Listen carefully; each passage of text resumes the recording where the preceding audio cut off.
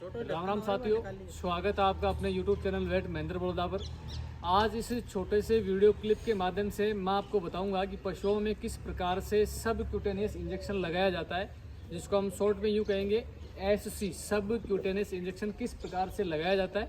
इस छोटे से वीडियो क्लिप के माध्यम से मैं आपको ये सारी चीज़ें डिटेल के अंदर बताऊँगा। सबसे पहले अपने को क्या करना है, स्टेरलाइज नई नीडल अपने को लेनी है। और ये देखो, आप देख पा रहे होंगे 18 नंबर नीडल है मेरे हाथ के अंदर, जो कि इस प्रकार से पैकिंग में आपको मिलेगी। इसको खोलने के लिए कभी भी इधर से आप इसको नहीं खोलें। इसको खोलने के लिए इसके जो बैक एरिया है, बैक एरिया से आपको इसको ऊपर की जो निप है, निप को पकड़ के आप इस प्रकार से दबाओगे। दबाने के बाद में इस प्रकार से जो नीडल है आपके सामने ओपन हो जाएगी। ओपन होने के बाद में ये जो नीडल है, नीडल के ऊपर नीडल केप लगा हुआ है। ये इसलिए लगा हुआ होता है ताकि जो स्टील की जो सिरिंज है आगे, ये जीवाणु रहित रहें, इस पर बैक्टीरिया वगैरह न लगे, ताकि हम जब इंजेक्शन लगाते हैं तो इंजेक्शन लगाने के बाद में इन्फेक्शन होने के, गांठ बढ़ने के जो चांसेस हैं वो बिल्कुल भी न रहें।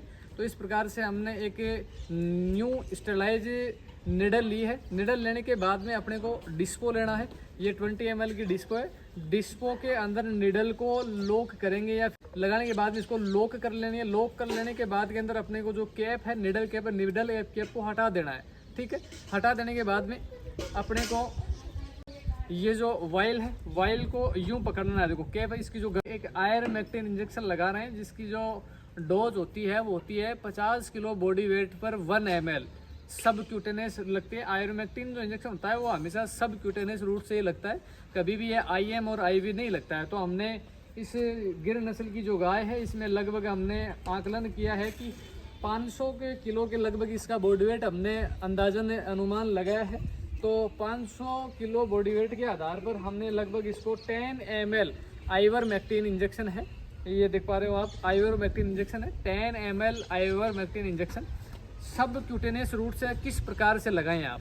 सबसे पहले जो सब क्यूटेनियस इंजेक्शन लगाने की जो साइड होती है वो होती है नेक साइड, यहाँ जो गर्दन होती है, गर्दन वाला जो एरिया होता है, ये गर्दन वाले एरिया के अंदर भी आप देखो, इधर जो नेक होती है, नेक मसल के अंदर यूं जो टी शेप बनता है, यूं जो टी शेप बनता है, त्रिभुज बनता है, ऊपर से यूं, नीचे से यूं और नीचे से यूं, ये जो त्रिभुज एरिया बनता है, इस त्रिभुज एरिया में आप लगाएं। कभी भी आप ना इधर लगाएं ना नीचे लगाएं। ये जो बीच का एरिया है, ये सबसे पर्टिकुलर पार्ट है, सबसे अच्छी जगह है।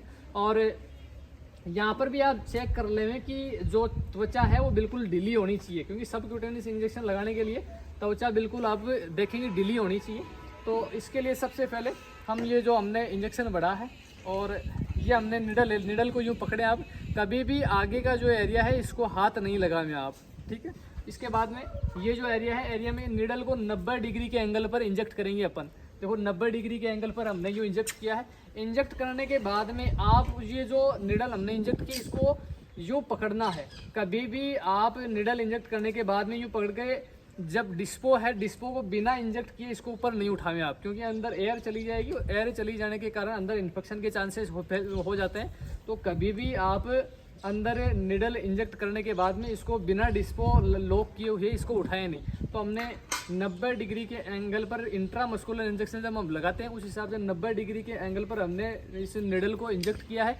इंजेक्ट करने के बाद में हम इस डिस्पो को निडल के अंदर लॉक करेंगे। आराम से लॉक करनी है, कभी भी यहाँ से स्पेस ढीला नहीं रखें, क्योंकि इंजेक्शन खराब हो सकता है, इंजेक्शन बाहर निकल सकता है। तो आप इसको बढ़िया तरीके से लॉक कर लें। लॉक करने के बाद में ये जो अंगूठी है, इस निडल के ये जो अंगुलियां हैं, अंगुलियों को निडल के दोनों साइड आपको यूँ पकड़नी है। तो हमने देखो यूँ दोनों अंगुलियां हैं, अंगुलियां और अंगूठे के बीच में इस निडल को यूँ पकड़ के खींचेंगे। जितना इस पर हो सकता है उतना खींच ले आप चमड़ी को। देखो खींच लेने के बाद में ये जो निडल है वो मांस के और चमड़ी के बीच के अंदर आ जाएगी, और फिर आप आराम से इसको पुश कर दें। ये देखो इस बार इस प्रकार से पुश करने के बाद में निडल को यूँ खींच लेंगे आप, और फिर इस एरिया को बिल्कुल रफ कर देंगे, ताकि जो आइवरमेक्टिन इंजेक्शन हमने लगाया वो चारों तरफ फैल जाए। और इस प्रकार से अगर हम कोई इंजेक्शन वगैरह लगाते हैं, इस इंजेक्शन को लगाने के बाद में पशु में थोड़ी बहुत इरिटेशन होती है, जलन होती है। तो जलन की वजह से पशु थोड़ा बहुत हिल सकता है, थोड़ा सा। इसलिए आप कभी भी घबराएं नहीं कि पशु उछल रहा है, कूद रहा है। तो इस प्रकार से आप सबगट इंजेक्शन लगा सकते हैं। थैंक यू, धन्यवाद।